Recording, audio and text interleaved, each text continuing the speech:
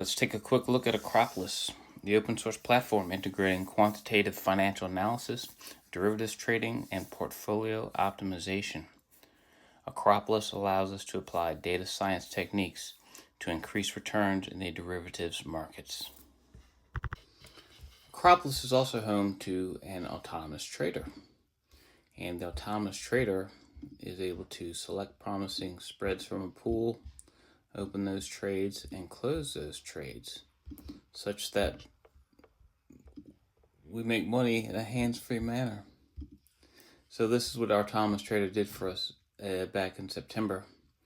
And it made us, at its peak, our portfolio was $155. And it went back to almost nothing here. But the wonderful thing is that we did absolutely nothing. It selected the spreads, opened the trades, and closed the trades. So here are the 30 trades that it managed for us in the month of September. And we can just click on this first one here, Tesla, and scroll down to the bottom of the screen, and we have a trade card here, which tells us the ticker, the spot price at open, the spot price at close, the entry value, what we paid to get into the trade, the exit value. So we made $27 on this trade. And so it's pretty cool when we can take a snapshot of this trade.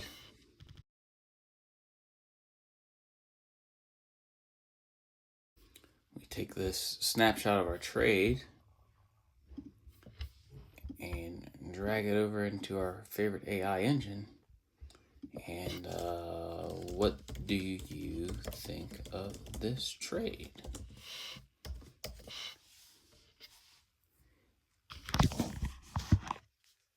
And it does its analysis for us. I can clearly see the trade details in the screenshot. Here's how it looks from a risk structure outcome. It's a textbook long call butterfly.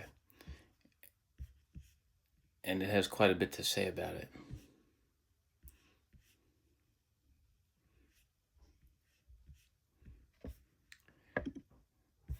Yeah, I want to ask it in voice mode. Does this trade look valid? Absolutely. From what we're seeing, this trade does look quite solid and valid. Here's why. It's a classic long call butterfly on TSLA, and the structure's correct. You've got that symmetrical 1-2+1 call fly with a $10 wide spread around the 380 strike. The trade held for just one day and still turned out a nice profit. You entered a small debit and exited the next day with a decent gain. That kind of quick positive ROM and a winner label definitely lines up with a valid and successful trade. In other words, it's doing exactly what you'd want a butterfly in a sideways low vol regime to do. So there's much work to do on that side, but the trades are good.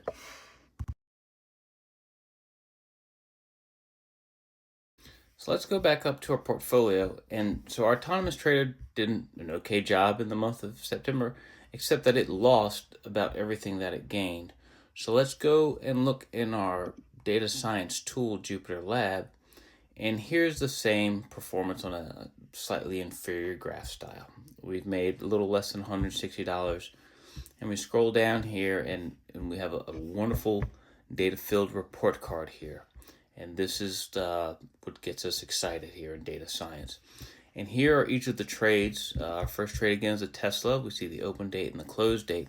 But if we look here at these trend bucket, the regime, the trend bucket, the volatility bucket, the RSI bucket, we can see that there's a clutch of these negative P&Ls, and these are directional bulls in these regimes. And so if we go ahead and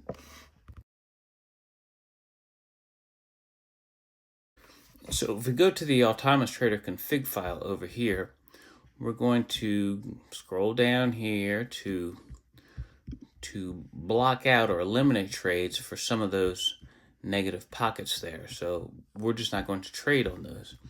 And we're looking for this. We want to block on the flat normal neutral trades, and in sideways low vol, we're going to block the flat low neutral trades.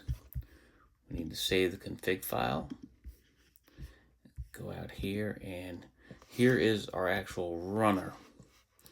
And we'll talk about the runner, but we're going to rerun all the trades for September. And this takes couple minutes for it to plug and chug through this, and we'll be right back. And we'll also talk about the log files.